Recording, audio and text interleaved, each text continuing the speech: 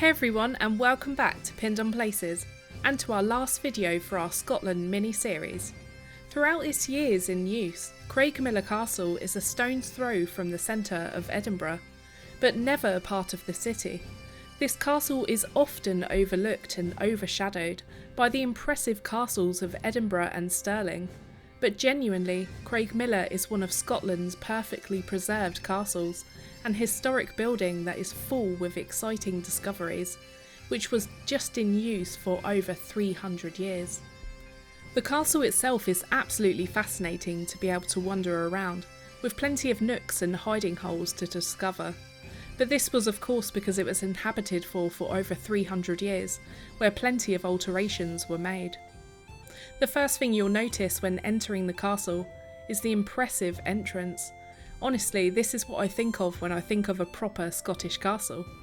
But just inside the doors are two beautiful yew trees that line the entrance.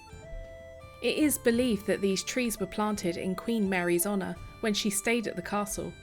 The wood from the yew trees are used to craft bows for archery, and then they symbolise both longevity and rebirth.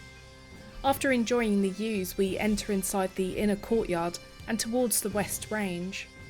This room was once the Gilmour's family kitchen, with an arched fireplace, but it was later used as a stable with a door that led directly to the courtyard.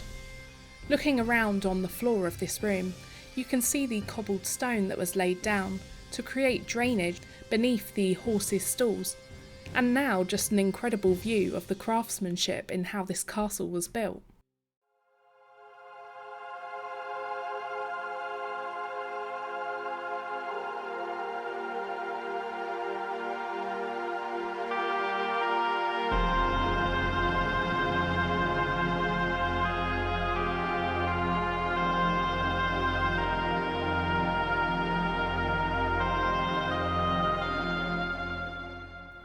Sadly, we were not able to enter inside the drawing room, but we can still see a great overview of it. The drawing room was built by the Gilmours in the 1600s, and it served as their family dining area too. Just looking around and you can imagine how grand this room would have been. The fireplace is carved with 3 shields and 2 lozenge shapes that would have been painted with the Gilmour colours, the arms of the family and their mottos. All in all, this room would have been quite the room to dine in. But for me, seeing the heraldic crest above the West Range is just so interesting and really well preserved. The panel above the doorway was installed in the mid-20th century by a descendant of Sir John Gilmour, who was the builder of the West Range.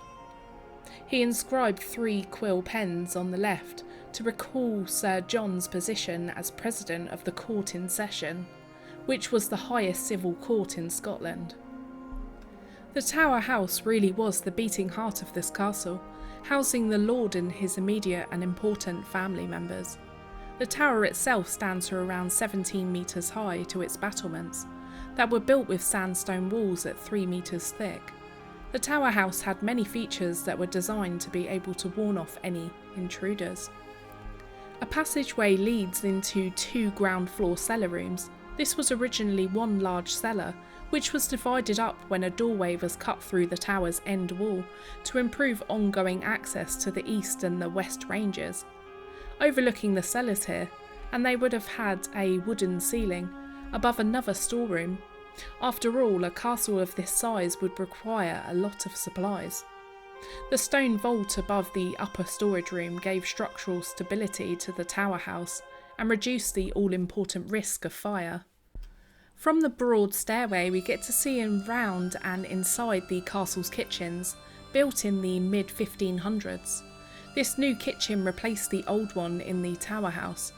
One thing that always impresses me is the sheer size of the fireplaces. You can tell if a place is grand from the amount of fireplaces and windows that would have been placed around, and also the size of them.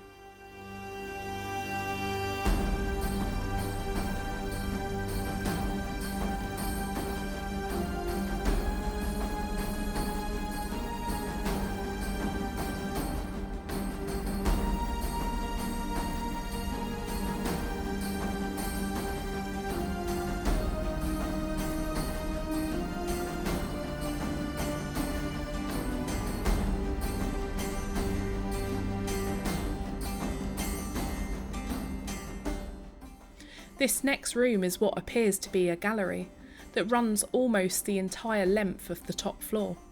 What's interesting about galleries is that it was a space and a place for the families and friends to come and enjoy a walk up and down, even on wet days. And it was used as a place for people to practice and play instruments too. To be heard singing, playing an instrument, was quite the in thing to do during the Renaissance, and it's more than likely that the Preston family would have had a host of musical instruments.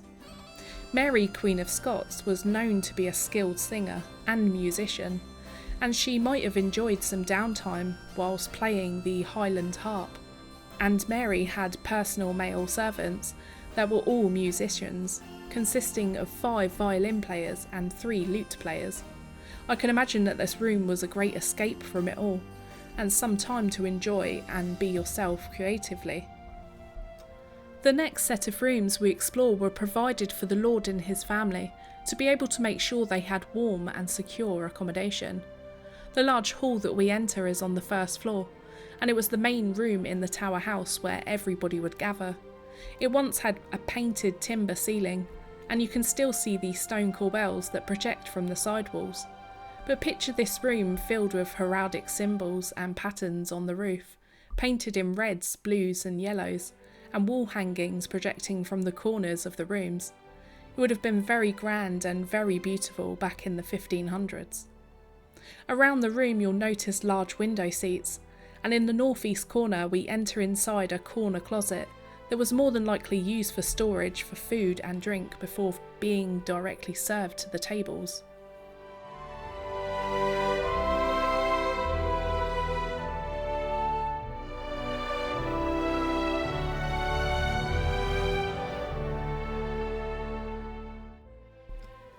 In this next room it started out its life as a small kitchen, as it was directly off the hall, but it later was converted into a private chamber.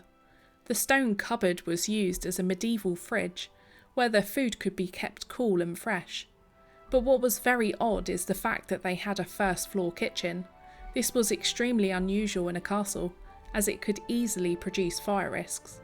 There was also some speculation that this room housed Queen Mary, but again it would have been more than unlikely in this small room, so close to the Great Grand Hall and with no lavatory.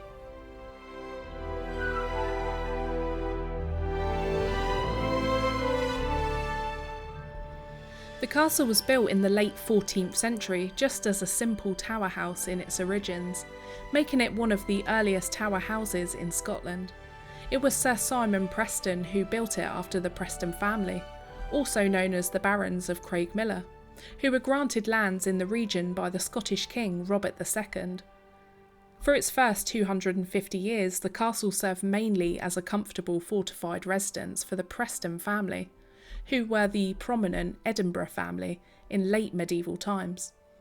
The courtyard was later added by Sir William Preston, who drew inspiration from his time in France to bring back here in Scotland. In 1544, the castle was slightly damaged during the burning of Edinburgh, in which Henry VIII and the Earl of Hertford, Edward Seymour, had tried to attempt the marriage between the future Edward VI and Mary, Queen of Scots. Sir Simon soon was able to repair and refurbish any damage, and Simon would come back to play host to the famous Scottish Queen herself on 2 recorded occasions. But of course there have always been speculations that she was there for more than 2 occasions. Mary had quite a variety of connections with many buildings in and around Scotland, and she travelled the country quite extensively too. So it would make sense that there are very few castles that the Queen hadn't stayed in. However, Craigmillar was special to her, and it made for a very interesting story than others. It was quite typical that Mary was hosted a number of times at the castle by the very charismatic Sir Simon Preston. She was in constant need of somewhere to try and avoid the eyes and ears around Holyrood Palace. Later in 1566, the Queen escaped to Craigmillar to recover after one of the most dramatic and horrific periods in her life. Earlier in the year, Queen Mary was heavily pregnant and was enjoying her supper in the private apartments of Holyrood. Her husband, Lord Darnley, abruptly burst through the doors with a group of rebellious nobles.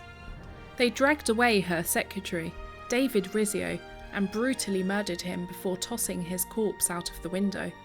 Mary was scared for her life, and she tried to interfere to stop the commotion. In that moment, a gun was held against her unborn child to prevent her from moving. Thankfully, the Queen gave birth safely to the future James VI, but it was a long and difficult labour. She soon fell very ill after, and made her way safely here to Craigmillar. While she was recovering upstairs, her most loyal nobles all gathered in the castle's hall. It's there that they decided something needed to be done, and fast, about Lord Darnley. A scheme was hatched together that would later be known as the Craigmillar Bond. Apparently there was a written agreement, but it has since been lost or burned. With or without Mary's knowledge, the bond and Darnley's death was arranged. 3 months later, the Queen's husband was suffering from his own illness. The conspiring nobles tried their hardest to convince him to travel to Craigmillar to recover, but instead he chose a house called Kirkfield in Edinburgh. Mary did visit to care for him throughout the day, but at some point in the middle of the night, an enormous and ground-moving explosion rocked the city. Hidden barrels of gunpowder, laid underneath Lord Darnley's bed, had completely blown up, reducing the house to rubble. What was odd, though, is the body of the recently deceased Darnley was discovered laying in the garden of Kirkfield, not amongst the rubble of the wreckage. And what's said to make matters worse is that his body had strangle marks, along with his servant. The Craigmillar Bond was definitely carried out, but the plan to make the murder look like an accident had badly failed. All of the exact details of the plotting are up for debate, but it's completely clear that the castle played a pivotal role in the events leading up to the murder.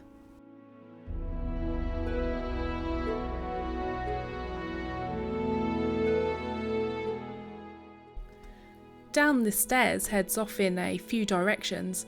One way takes you to the prison, the other to the castle's bakehouse, and the other room was used for yet more storage. The castle's bakehouse was super important to the castle, as bread was the staple food, and would have been served with every single meal. You can still see the bread ovens in the walls. These ovens would have been heated by burning peat or wood, until the stone was red hot.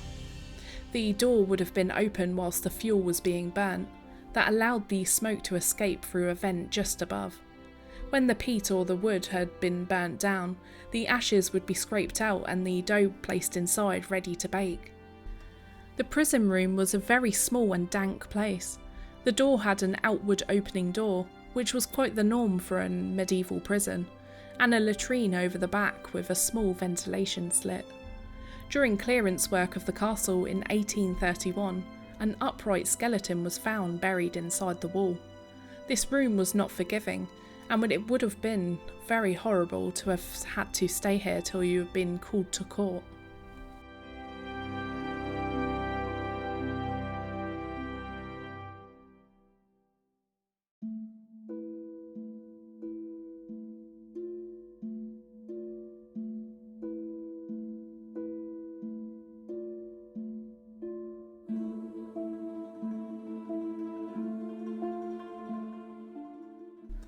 Our last part of visiting was to the courtyard and the gardens, which provided a space where the family could relax and the servants would be out labouring.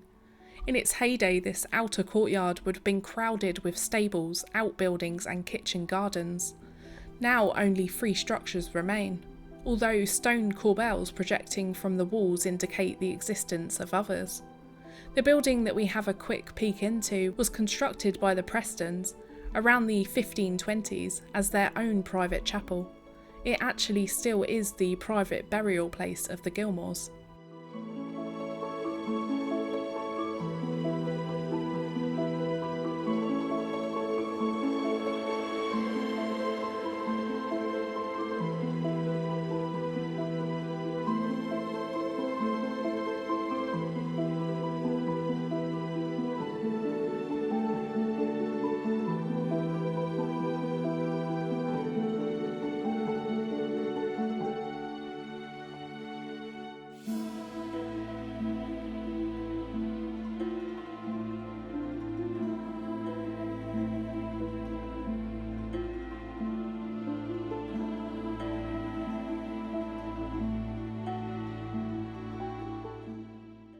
So that's it for this series. We want to know if you've enjoyed some of the pinned places, and of course our visit to Craigmillar Castle. We honestly believe that a trip to Craigmillar is equally as important and historically interesting when visiting the bustling city of Edinburgh, and it's one that you'll go home and want to encourage others to visit too. We want to say a massive thank you for everybody watching, joining the premieres, joining our Patreon and our channel members. It honestly means the world to us and helps us do more of these series for you to enjoy. So please be sure to hit that like button, consider subscribing and supporting us using the links in our description, and we'll see you in the next one. Till next time.